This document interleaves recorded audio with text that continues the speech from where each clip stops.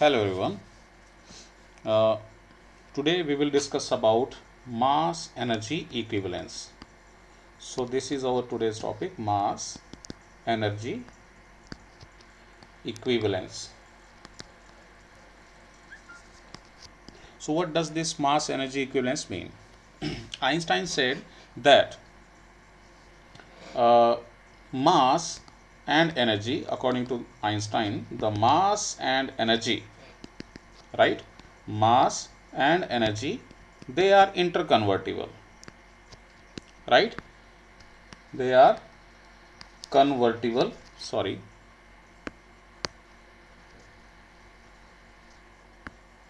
they are interconvertible,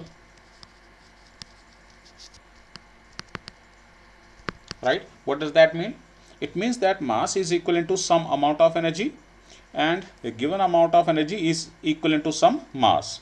So the idea is that everything in this universe, it is in the form of either mass, means matter, or in the form of energy, which may be light energy, heat energy, any kind of electromagnetic energy, right? So everything in this universe, it is in the form of mass and energy, and this mass and energy, they can be converted one into other. And Einstein gave this idea from the energy coming out of from the sun or from the stars. In solar energy, that energy, it is called as the energy, solar energy, the energy coming from the sun, and the energy of the star. It is because of the conversion of mass at the very central core of the sun or star into the energy, which take time to come to the surface, but however it is the mass which is converted at the very central core of the sun or the stars into the energy, right? So that is a clear example or evidence of the mass energy equivalence. So this energy is received on the earth in the form of light or heat or all kinds of radiations which we receive.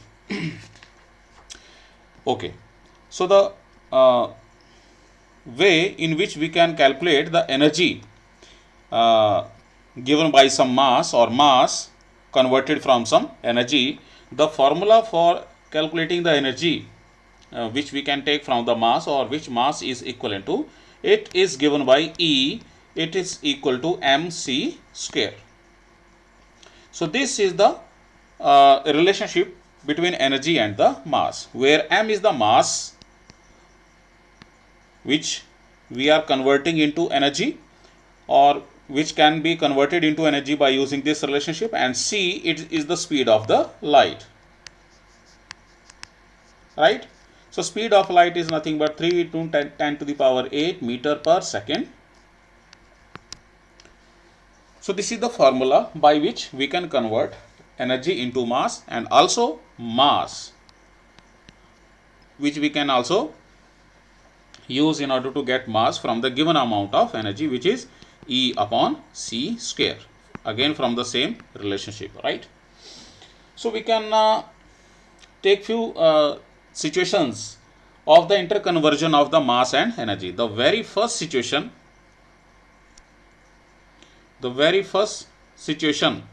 is annihilation of the matter,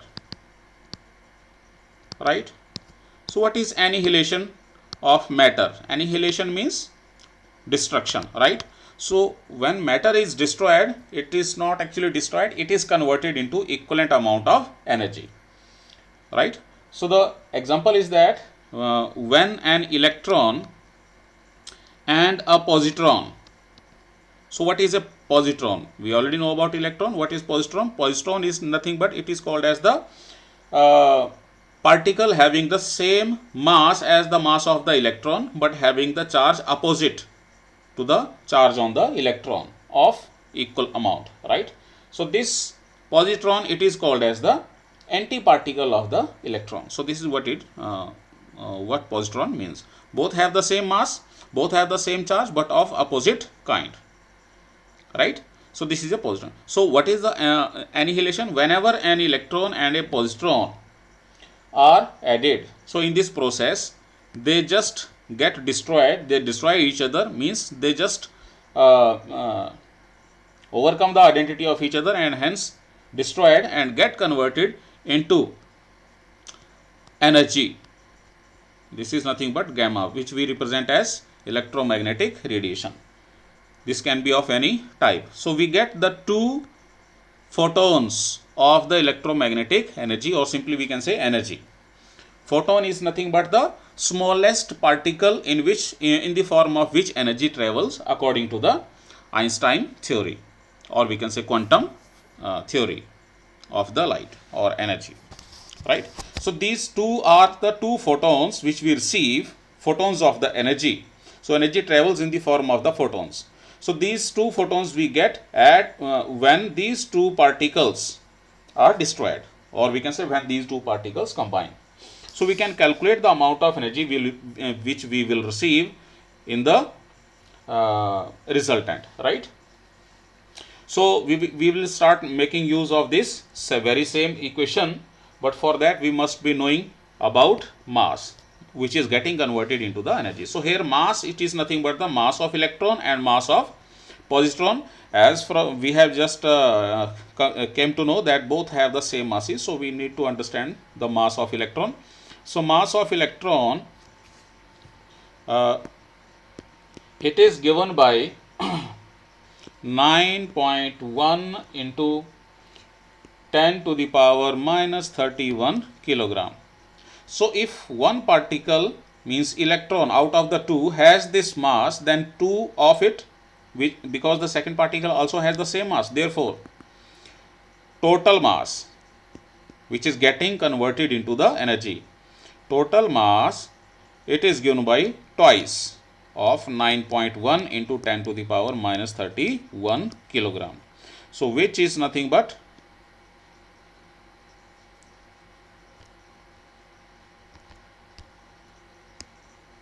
which is nothing but total mass which is converted into the energy in the form of photons, it is given by 18.2 on multiplying the mass of electron with 2, we get 18.2 into 10 to the power minus 31 kilogram. So this is the mass which is getting destroyed and hence giving the energy. So therefore energy equivalent to this mass is given by E is equal to mc square.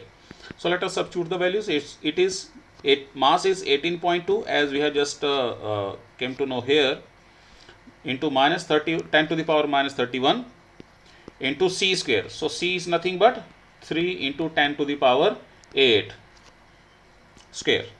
So whenever we make calculation, we come to this result of 1.638 into 10 to the power minus 13 joules, right? So this is the energy which we will get at the expense of this mass, right? So but at electronic level, this energy is taken more conveniently in the units of electron volts. So we can convert. So electron volt is nothing but the amount of work done on one electron by potential difference of 1 volt, right? So this energy 1.638 into 10 to the power minus 13 we can convert into electron volt. So 1 electron volt is it is equal to, or for converting into electron volt, we just divide it by 1.6 into 10 to the power minus 19 electron volt, right? So we get this result as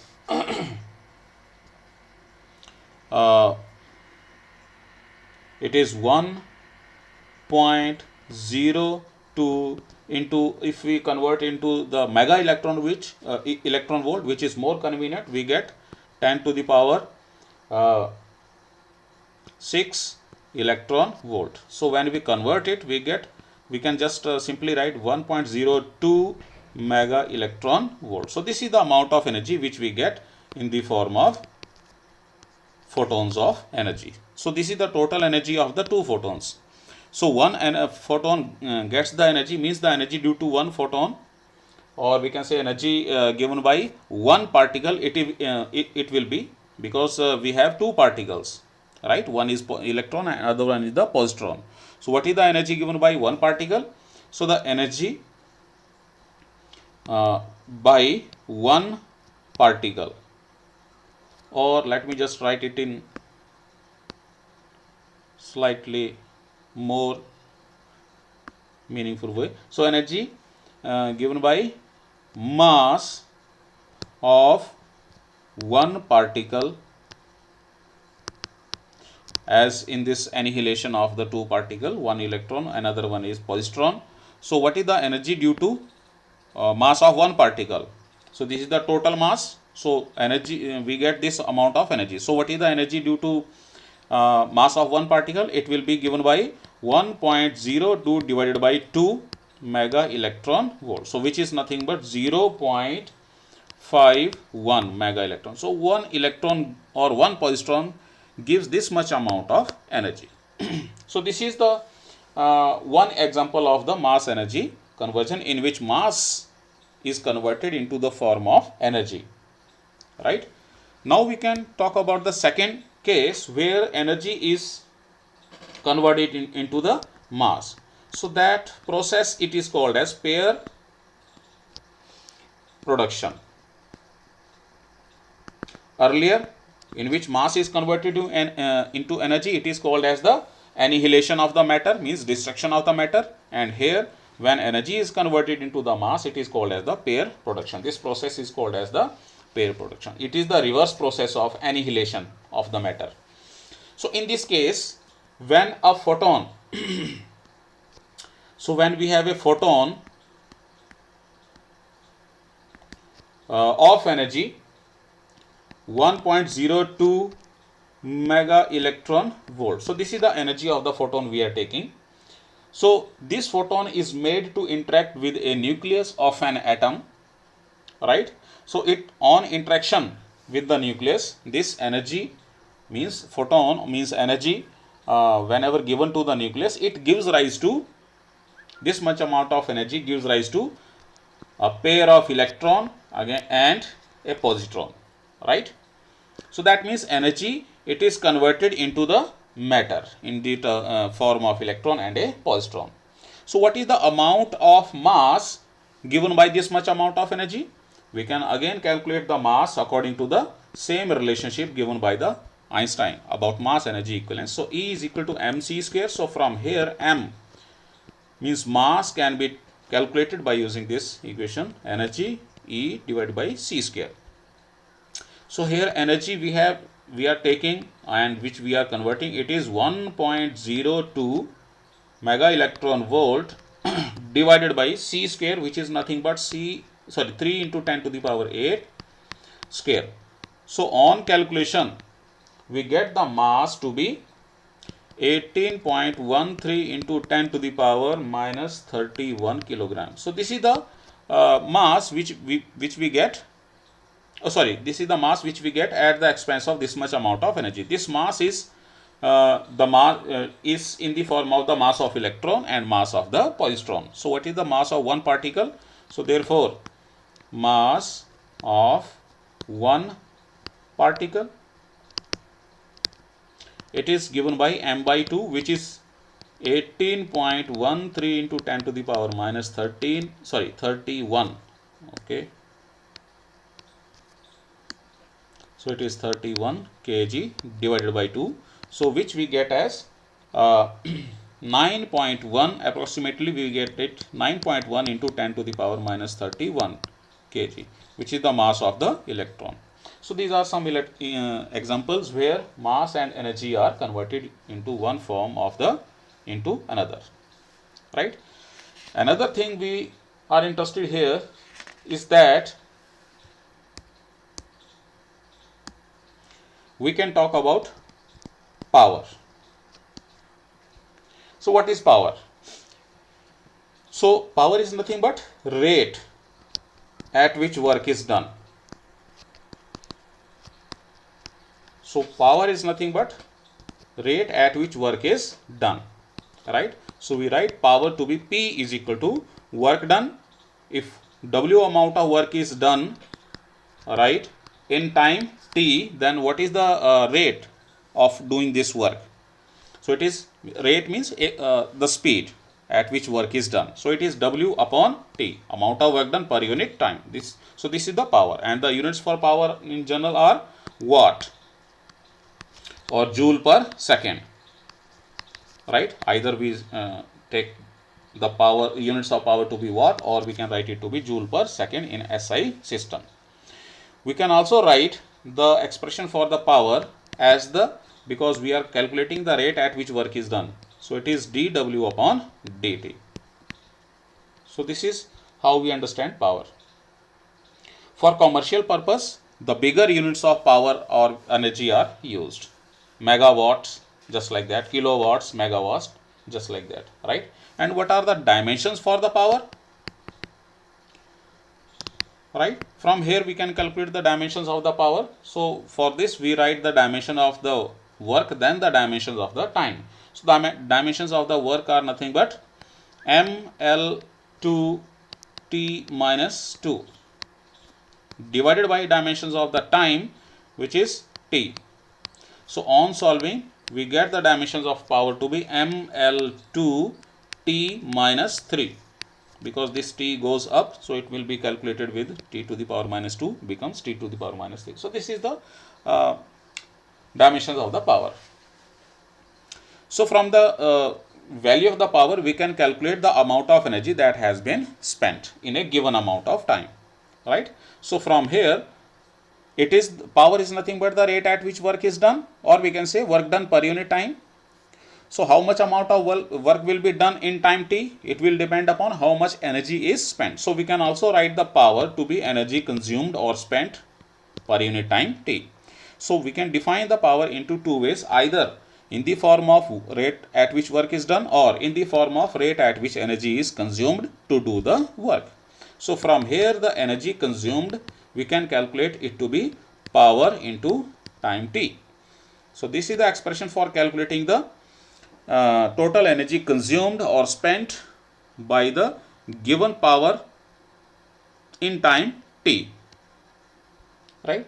So this is about power. We can also put or represent the power into different form, just as this. We can also convert the power in terms of force and velocity. So because power, it is equal to work done per unit time t. So work is nothing but, or we can say it is dW upon dt. We can also write it to be just like that according to the definition. And work is nothing but F into S. So here we are taking that force is taking place along the direction of the displacement, or we can also say that the displacement is taking place along the direction of the force itself. So here force, because during the calculation of work, we take that the force remains constant for displacement S. So that means F, we can write it to be F into ds upon dt, because F is constant. So this ratio, it is nothing but velocity, right? So here work is calculated in this form. So the power can be represented as the dot product of force and the velocity, or we can also write it to be F into V into cos of theta, where V is nothing but the velocity of the particle on the action of this force, and theta is the angle between the force and the direction of motion of the particle, means velocity. So this is one representation of the power. Okay, we can also mention or represent the power in terms of the energy. How? Here, if the work is being done in the form of the energy, or we can say kinetic energy, then we know that work is equal to change in kinetic energy, right? So that means power can be written as, it is the rate of change of kinetic energy, because work can be written as change in kinetic energy. So that means power can be written as rate of work done, or rate at which kinetic energy is changed when W amount of work is done. So this is the another form of the representation of power. So that's all for now. Thank you.